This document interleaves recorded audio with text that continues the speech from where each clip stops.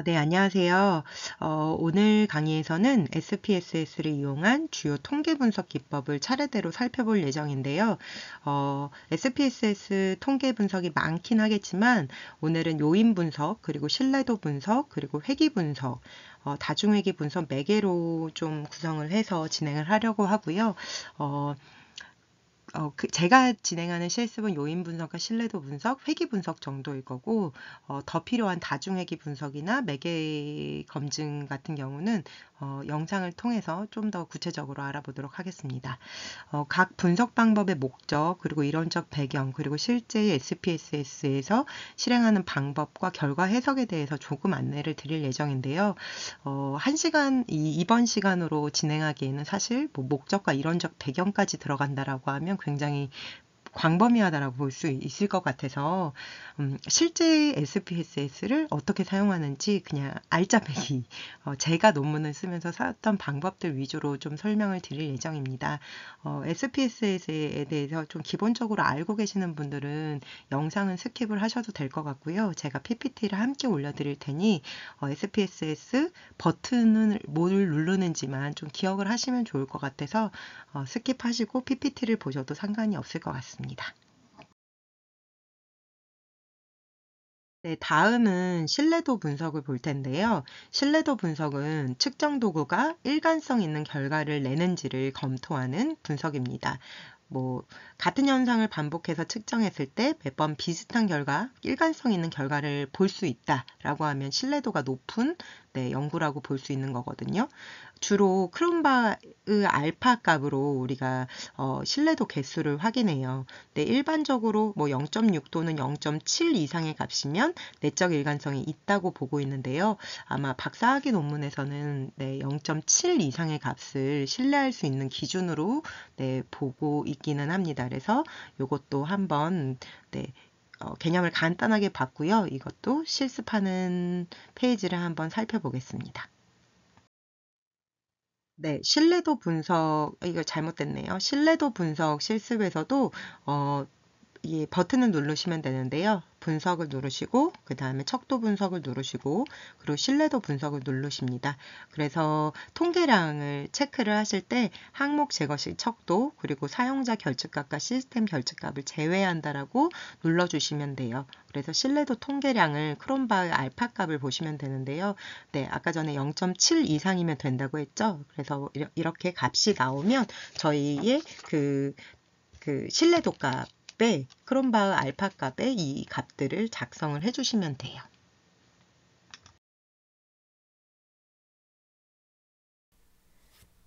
네, 다음은 저희 신뢰도 분석 실습을 할 예정인데요. 네, 여기 PPT를 보시면 먼저 분석 누르시고요. 네, 척도 분석으로 가셔서 신뢰도 분석으로 가시면 돼요.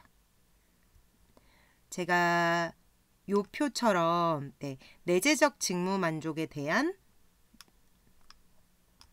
크롬바의 알파 값이 궁금하단 말이죠. 그래서 BA1, BA2, BA3, BA4 이거를 넣었고요.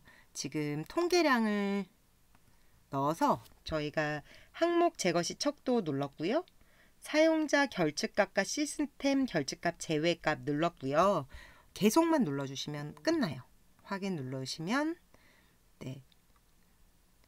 크롬바의 알파 값이 0.942가 나왔고요. 0.942가 나왔고 항목수 4개 이렇게 나왔죠. 그래서 아까 전에 이 표 보시면 요인 적재량 하나씩 다 써주셨고 고유값 써주셨고 분산 설명 써주셨고 크롬바 값 알파 요 값만 여기 0.942 넣어주시면 내재적 직무 만족에 대한 신뢰도 및 타당도 분석은 마친 거예요. 이렇게 나왔습니다. 신뢰도 분석은 굉장히 간단합니다. 이렇게 보시면 돼요. 네, 신뢰도 분석 관련해서 SPSS 실습을 진행했었고요. 이 내용들을 조금 더 심화해서 더 정확하게, 더 자세하게 알아보기 위해서 또 영상 하나 또 보도록 하겠습니다. 반갑습니다. 논문 쓰는 남자 논쓰나입니다. 자, 우리가 연구 논문을 작성하면서 신뢰도 점수가 낮게 나타나는 이유는 크게 3가지입니다. 첫 번째, 문항수에 비해 턱없이 적은 표본수입니다. 자, 논문 쓰시는 몇몇 분들이 실제 연구 결과가 어떻게 나올지 모르니까 통계적으로 유의한 결과만을 챙기기 위해서 너무나 많은 연구 도구들을 선행 연구 막 여기저기서 막 가지고 와요. 그래서 설문지에 모두 끼워 넣는 분들이 계시는데, 자, 응답자 한 명에게 물어볼 설문지 두께는 엄청 두꺼워지고 설문에 투입된 전체 표본수는 턱없이 부족하게 되면 신뢰도는 낮아질 수밖에 없습니다. 우리가 질문하는 그 문항의 개수가 10개라면 적어도 10배 이상의 표본을 추출하여야 어느 정도 만족하는 신뢰도를 구할 수 있습니다. 막 문항수는 막 40개, 50개인데 그거에 10배도 안 되는 뭐 한 200명, 100명?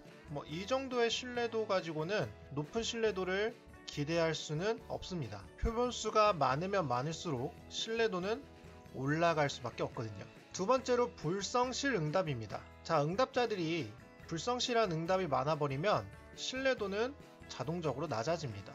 그러니까 각 문항의 응답자들이 일관성 있는 응답이 다수를 이뤄야 신뢰도를 높일 수 있는데요. 대표적으로 이런 거죠. 우리가 물어보는 문항에 역채점 문항이 있지만 반대로 그거를 제대로 보지 않고 그냥 하나의 번호로 쭉 밀어버리는 답변들, 막 5번으로 쭉쭉쭉쭉 썼던지 4번으로 쭉쭉쭉쭉 밀었던지.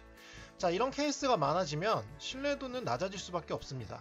사실 이런 응답은 연구자가 실제로 설문지를 보면서 걸러야 해요. 자, 세 번째는 문항 질문의 오류입니다. 자, 선행 연구에서는 역채점 문항이 아닌데 실제 응답자는 긍정 질문을 부정으로 판단했거나 아니면 반대로 부정 질문을 긍정이라고 판단하고 응답한 경우, 또는 질문이 이게 긍정을 묻는 것도 그렇다고 부정을 묻는 것도 아닌 애매모호한 질문으로 응답자들이 그냥 찍는 식의 응답을 한 경우에는 신뢰도가 낮아집니다.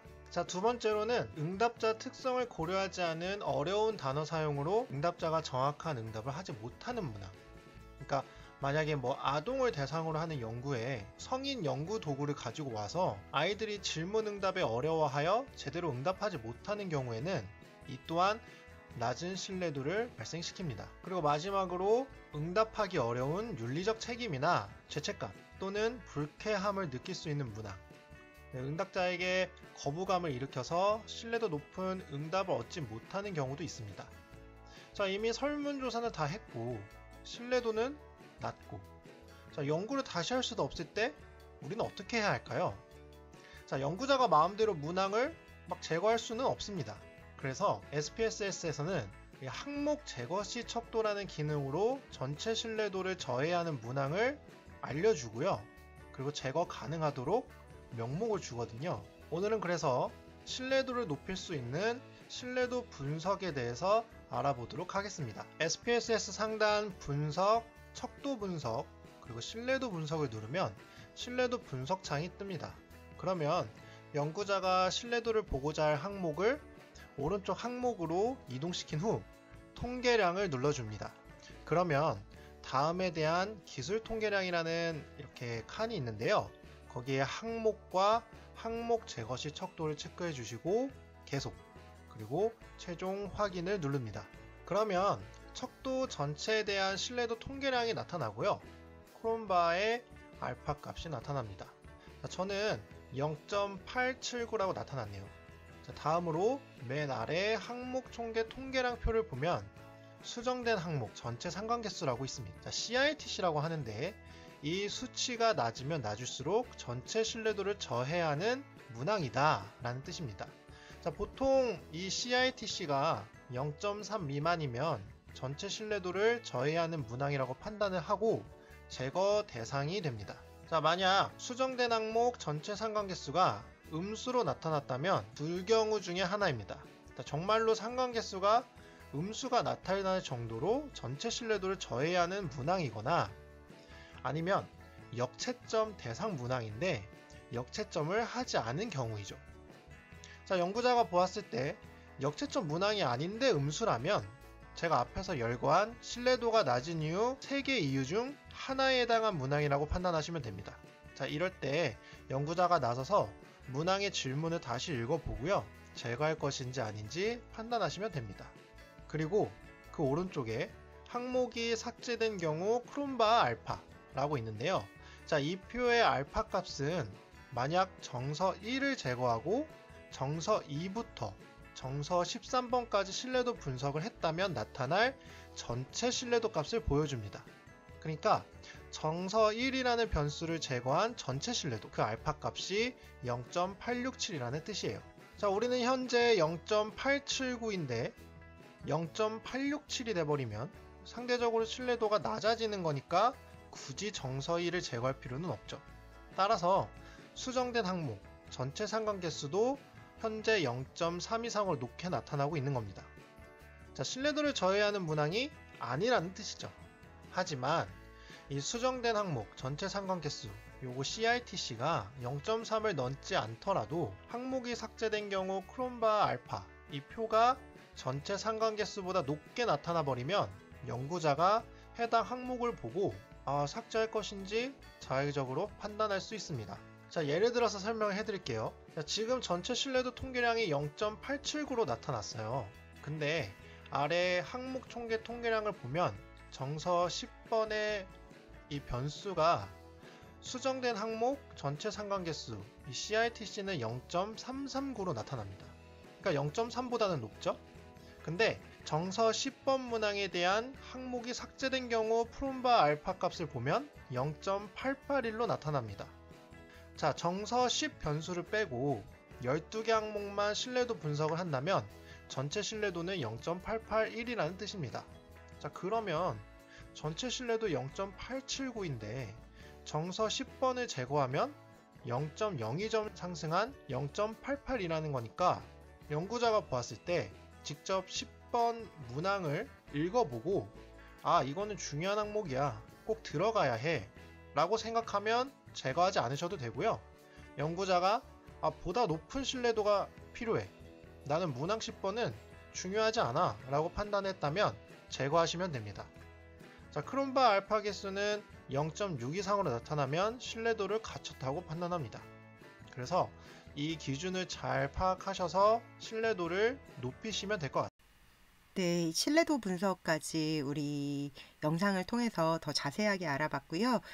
다음 시간에는 이제 회귀 분석에 대해서 좀 더 알아보도록 하겠습니다. 감사합니다.